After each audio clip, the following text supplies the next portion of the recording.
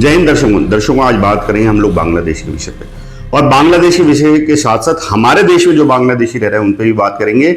और साथ में मैं कहूंगा उन बांग्लादेशियों जो शरण दे रहे हैं, शरण क्या दे रहे हैं, वो मेरी नजर में वो खुद भी बांग्लादेशी हैं, या मैं कहूंगा कि वो इस देश के नहीं हो सकते, उन पर बात करेंगे आज हम।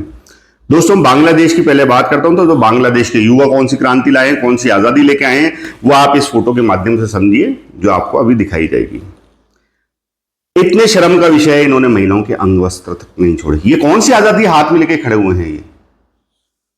दोस्तों, जब 1971 में बांग्लादेश बना था उस समय वहां की हिंदुओं की आबादी आप देखें कितनी थी और आज के टाइम में आबादी देखें आप कितनी है।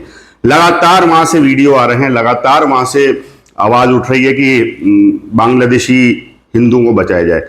जब एक तरफ पूरे विश्व के अंदर एक माहौल बनाया था ऑल आइज ऑन रफा, तो आज क्या all eyes on Bangladeshi Hindu नहीं होना चाहिए? इन पर चर्चा क्यों नहीं होती है? दोस्तों, फ्रांस की हालत आज किसी से छुपी नहीं है। इस कट्टरता सोच के साथ जो जो लोग जहां जहां बसेंगे उस देश का खात्मा होना तय है। फ्रांस की हालत किसी से छुपी नहीं है। फ्रांस के अंदर क्या चल रहा है आप देखिए। यूरोप के अंदर इस समय क्या चल रहा है, यूरोप की हालत कितनी खराब है। कनाडा के अंदर खालिस्तानी मूवमेंट किस तरह से पनप रहा है और किस तरह से वो इंडिया में लोगों को कर रहे हैं प्रोवोक, वो भी आपको समझना पड़ेगा। तो दोस्तों, बात ऐसी है कि मैं इस बात को आज दावे के साथ कहना चाहता हूं कि जो हमारे 240 सांसद हैं वो 400 सांसदों के बराबर खड़े हैं। आज ये कहने में कोई गुरेज नहीं है, क्योंकि वो देश हित की बात कर रहे हैं। अब बात करूं आपको, थोड़े दिन पहले जो कांग्रेस के नेता सलमान खुर्शीद का बयान, वो कहते हैं जो बांग्लादेश में वो भारत में भी हो सकता है। किसको आप डरा रहे हैं, किसको आप उकसा रहे हैं? एक नेहा सिंह नाम की फोक सिंगर है जो यूपी का अपने आप को बताते हैं, उनका ट्विटर आप देखिएगा क्या लिख रही हैं वो।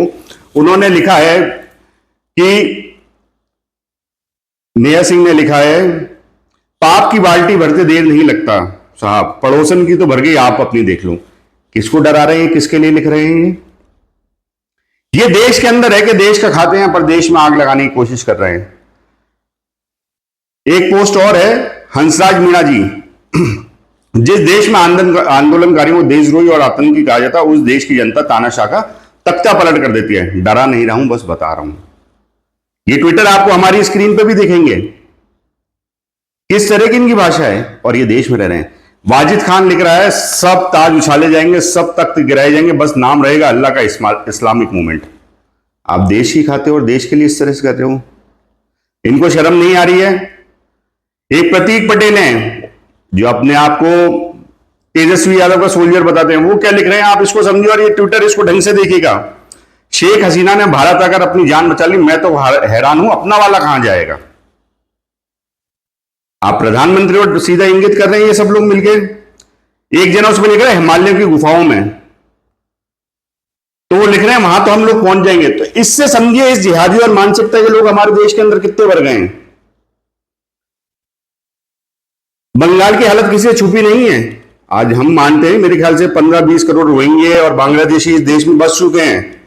बंगाल की हालत किसी से छुपी नहीं है, असम की हालत किसी से छुपी नहीं है। कई जगह ये लोग बढ़ते जा रहे हैं और हमारे कुछ लोग असामाजिक तत्व लोग, मैं असामाजिक क्या, मैं तो ये देश के लोग नहीं है, जिस तरह से आग लगाने की कोशिश कर रहे हैं। सरकार इन पर तुरंत से तुरंत कार्रवाई करनी चाहिए। इन लोगों को कोई फर्क नहीं पड़ेगा, देश झुलस जाए, देश में कुछ भी हो जाए, इन लोगों को फर्क नहीं पड़ेगा, क्योंकि इन्हें अपनी रोटियां सेकनी है। इनको फंडिंग कहां से होती है सरकार को ये भी पता लगाना चाहिए। एक कांग्रेस के प्रवक्ता हैं, उनका भी ट्विटर आप देख लीजिए, सारे तानाशाह मारे जाएंगे। किसको इंगित करके आप लगातार ये चीजें कर रहे हैं, ये समझ से परे है। दोस्तों, आज मैं आपसे एक ही बात कहना चाहूंगा कि देश की हालत इस समय बहुत नाजुक दौर से गुजर रहा है। ये तो देश के प्रधानमंत्री हैं जो एक तरह से स्तंभ बन के खड़े हुए हैं और इनकी तादाद कितनी बढ़ती जा रही है।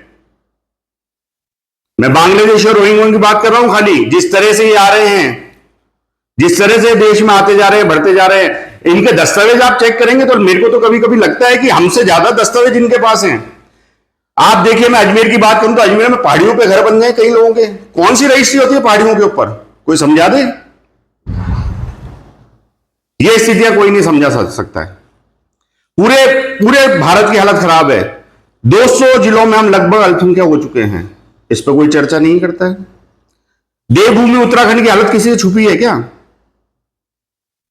तो दोस्तों, आज हमें समझने का जरूरत है, हमें एकजुट होने की जरूरत आज इसलिए आन पड़ी है क्योंकि हमें बांग्लादेशी, रोहिंग्या और जो हमारे देश के अंदर इस तरह से असामाजिक तत्व रह रहे हैं उनसे भी लड़ना है। वो लोगों की मेंटलिटी बदलना चाह रहे हैं, वो कोशिश कर रहे हैं उनको बदला जाए। उनके आप ट्वीट्स देखिए, किस तरह के ट्वीट करते हैं, उन्हें कोई डर ही नहीं है, कोई उनको पकड़ नहीं रहा है। अरे ऐसे लोगों को पकड़ के अंदर डालना चाहिए, राष्ट्रद्रोह के केस करने चाहिए इन लोगों पर। तो आप सभी साथियों से एक ही निवेदन है कि इस विषय को गंभीरता से लिया जाए। आपके आस पड़ोस कौन आके रह रहा है उसकी जानकारी रखी जाए, शिकायत करी जाए, सरकार सख्त हो। मैं कहता हूं हमारे राजस्थान के यशस्वी मुख्यमंत्री भी बहुत अच्छा काम कर रहे हैं और उन्होंने बहुत अच्छी चीजें कही भी हैं इन बातों को लेकर। विधानसभा अध्यक्ष वासुदेव देवनानी कई बार इस बात को उठा चुके हैं। दर्शकों, नेपाल एकमात्र हिंदू राष्ट्र था, किस तरह से चाइना ने उसमें क्या करा, किस तरह से रोहिंग्या बांग्लादेशी वहां भी घुसे, वहां की स्थिति किसी से छुपी नहीं है। तो आप समझिए कि भारत को 2035 तक हम किस उसमें देखेंगे परिप्रेक्ष्य में। ये किसी सरकार की बात नहीं है, ये किसी पार्टी की, राजनीतिक पार्टी की बात नहीं है। मैं सिर्फ बीजेपी की बात इसलिए कर रहा हूं क्योंकि बीजेपी एक पार्टी है जो खड़ी हुई है इस समय, राष्ट्रवादी सोच की बात कर रही है। वरना कांग्रेस के मैंने नेताओं के आपको बताया क्या क्या बयान आए हैं, उनको तुरंत प्रभाव से कांग्रेस पार्टी को पार्टी से बाहर निकालना चाहिए था। रही बात जो लोग इस तरह से प्रोवोक कर रहे हैं, जो लोग लोगों को भड़काने की कोशिश कर रहे हैं, उन पर सख्त से सख्त एक्शन लिया जाना चाहिए। मैं अजमेर की बात करता हूं, हमारे जो विधानसभा अध्यक्ष वासुदेव देवनानी, उन्होंने स्पष्ट रूप से एसपी को भी दिशा निर्देश दिए कि इनका चेक करा जाए, इनके सारे दस्तावेज चेक करे जाए, अभियान चलाया जाए। पर आप देखिए कि ये जिस तादाद में बसते जा रहे हैं उसका क्या करा जाए। यहां से हम 10 लोगों को डिपोर्ट करते हैं, 200 आते हैं। तो आज आप अपने आस पड़ोस में कौन रहने आ रहा है, आपके बच्चे किनके साथ रह रहे हैं, यह जानना आपके लिए बहुत जरूरी है दोस्तों। इसी के साथ जय हिंद।